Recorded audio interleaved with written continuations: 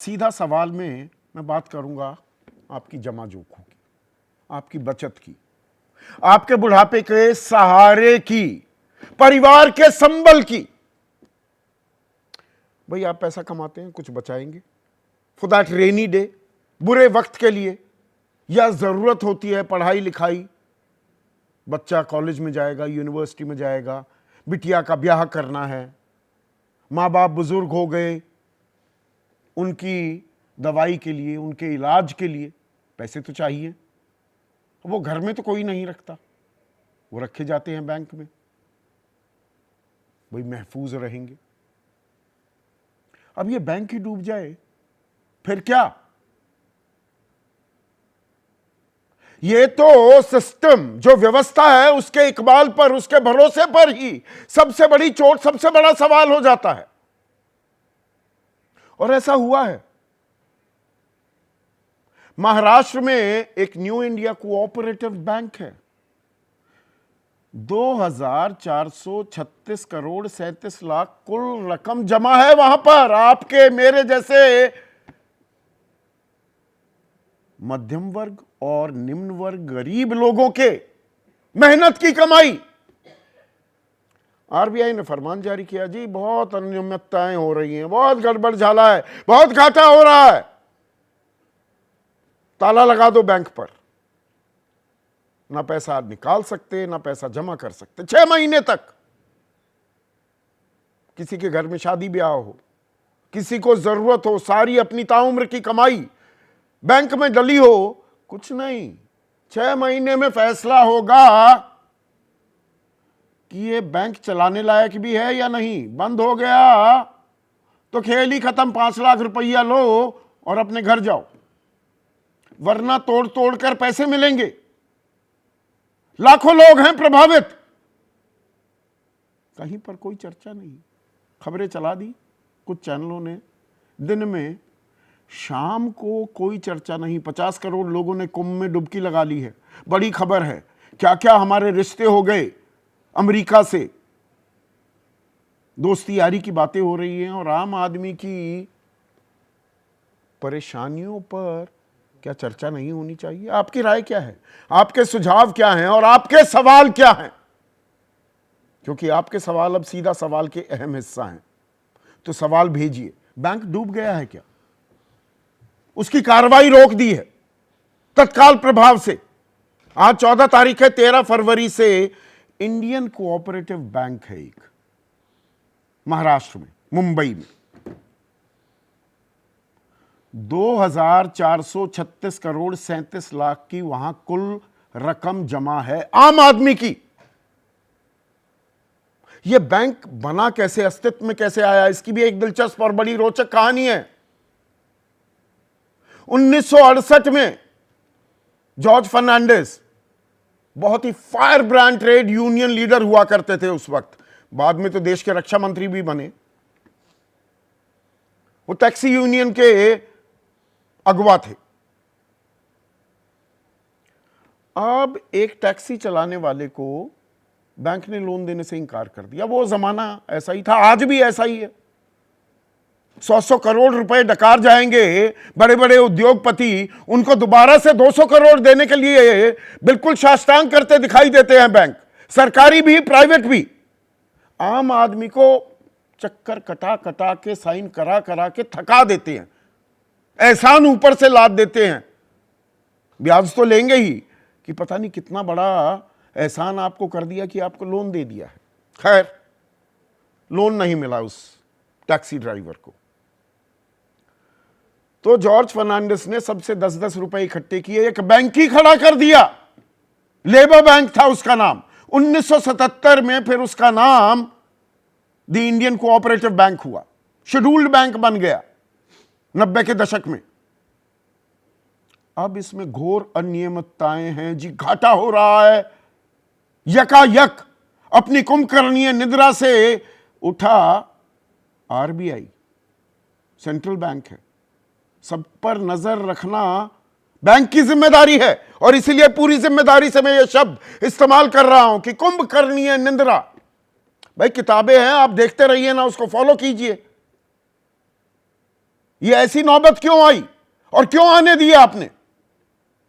और यकायक आप कह देंगे 6 महीने ना पैसे निकाल सकते, ना डाल सकते, कोई लोन नहीं ले सकते, बैंक प्रॉपर्टी नहीं बेच सकता। चलिए वो तो ठीक है, मेरे पैसे हैं, अब बोर्ड के इम्तिहान है, उसके बाद मुझे अपने बच्चे को यूनिवर्सिटी में भेजना है या मेडिकल कराना है, आईआईटी में भेजना है या इंजीनियरिंग करानी है, और मैंने अपने पैसे रखे हुए हैं 10, 15, 20 लाख, 25 लाख आपके पास, अब मैं नहीं निकाल सकता। क्यों? मेरी क्या गलती? गलती बैंक की, गलती आरबीआई की, गलती बड़े बड़े उद्योगपतियों की। बैंक डूबते कब हैं? आपके मेरे लाख 2 लाख रुपए के ऋण से तो बैंक नहीं डूबता। डूबता है जी, किसी ने 5,000 करोड़ ले रखे हैं, किसी ने 10,000 करोड़ ले रखे हैं, वो भाग गया इंग्लैंड, लंदन में, वहां पर अंगूठा दिखा रहा है सिस्टम को, तब बैंक डूबते हैं। उसका हर जाना आम आदमी क्यों भरे? आम आदमी का हाल क्या है, पहले उस पर एक नजर डालिए, फिर पूरी कहानी आपके सामने समझाता हूं। घर का खर्चा अभी इसमें से निकालना पड़ता है ना, तो पैसा ही नहीं तो घर का खर्चा कैसा चलने वाली। इन्फॉर्मेशन कोई दिया हुआ नहीं है, आज मालूम गिरा हमें कि बैंक बंद हो गए। कोई मैसेज नहीं, किसी को भी कोई मैसेज नहीं। उसी से निकाल के मैं मेरा घर का खर्चा चलाता था। अब 15 दिन के बाद में रमजान आने वाला है, मैं कैसे क्या करूँगा? आज अब मेरा का तो कितना तकलीफ है। मेरा तो 3 लड़कियां है छोटी छोटी, एक एक रुपया करके जमा कर ऐसे वो है ना पैसा जमा पूंजी सब इधर अटकी हुई है। हम कहाँ जाए? कोई अथॉरिटी नहीं दे रहा है जवाब, कुछ नहीं दे रहा है, प्रायर नोटिस नहीं दिया। कल तक बैंक चालू था, आज बंद हो गया है। मेरे सिस्टर का फोन आया कि लॉकर बैंक बंद हो गया है, तो मैं दौड़ के आ गई। अभी क्या करे बोला, मैं इन्फॉर्मेशन नहीं, कुछ पता ही नहीं कुछ। अभी देखेंगे, कुछ नहीं कुछ करना पड़ेगा। क्या करेंगे? काम करना पड़ेगा, किधर किसका बर्तन बांधना, कुछ नहीं कुछ तो करना ही पड़ेगा। मेंटेनेंस अपना है भरने का, लाइट बिल भरना है, बच्चे लोग का देखना है। ये इतना बड़ा झटका आम आदमी को देने की नौबत क्यों आती है? आम आदमी को नोटिस क्यों नहीं दिया गया? उनको पहले आगाह क्यों नहीं किया गया? बंद कर दिया जी। आम आदमी पैसे लेकर भाग गया कहीं, जो जिम्मेदार है उसको पकड़ा क्यों नहीं आपने? इसका जवाब कौन देगा? सूबे के मुख्यमंत्री देवेंद्र फडणवीस कह रहे हैं, मुझे यकीन है, अब इसमें पूरे बयान को गौर कीजिएगा, कितनी सफाई से हर कोई अपनी जिम्मेदारी से पल्ला झाड़ते हुए निकलता दिखाई देगा। मुझे यकीन है कि आरबीआई ने यह कार्रवाई इसलिए की होगी क्योंकि उसे यह जरूरी लगा होगा। अच्छा, आरबीआई को जरूरी लगा होगा तो कर दिया। आम आदमी भटकता रहे। वो 87 साल के बुजुर्ग रो रहे थे कि अब रमजान आएगा, मैं क्या करूं। एक महिला ने एमटीएनएल में काम करती थी, 19 लाख रुपए, नाम भी बता देता हूं, शोभना पेडनेकर, 19 लाख रुपए बैंक में जमा है, इसी बैंक में। अब वो कह रही हैं इसके ब्याज से मेरा खर्चा चल जाता था, अब तो किसी के बर्तन भांडे धोने पड़ेंगे। एक इज्जतदार जिंदगी जीने वाली एक एमटीएनएल से रिटायर्ड हुई कर्मचारी बर्तन भांडे धोने के लिए, बाई बनने के लिए, अब वो सोच रही है मुझे मजबूर होना पड़ेगा। और किरट सोमैया बहुत एक्सपोजे करते हैं, बीजेपी के बड़े नेता हैं, कह रहे हैं लोगों को उनका पैसा ब्याज समेत मिलेगा, जिनके कारण बैंक डूबा है उनके खिलाफ कार्रवाई होगी। बहुत अच्छा। 2019 में Punjab and Maharashtra cooperative bank भी ऐसे ही डूबता हुआ दिखाई दिया था। बंद नहीं हुआ है वो बैंक, पर वहां भी यही पाबंदियां लगी थी। अब उसी बैंक में खाता है सरदार गुरजोत सिंह। वो कह रहे हैं 6 सालों में 7 लाख रुपए ही निकाल पाया हूं। बैंक बंद नहीं हुआ, और बंद हो जाए तो पहले तो 1 लाख रुपए मिलते, आपके कितने भी पैसे जमा क्यों ना हो, जमा रकम समेत ब्याज भी 1 लाख रुपए से ऊपर नहीं मिलने थे। अब deposit insurance and credit guarantee corporation है, ये इंश्योरेंस देती है, तो 5 लाख रुपए आपको दे देंगे। 100 करोड़ 200 करोड़ के कर्ज माफ हो जाएंगे बड़े बड़े कर्जदारों के। उसके चलते बैंक डूबते हैं। आम आदमी के पल्ले हाथ 5 लाख आएंगे, चाहे 20 लाख भी पड़े हो। 80 बैंक लाइसेंस रद्द हो चुके हैं 2014 से, पिछले 10 सालों में, और इनमें 45% यानी कि 36 महाराष्ट्र में है।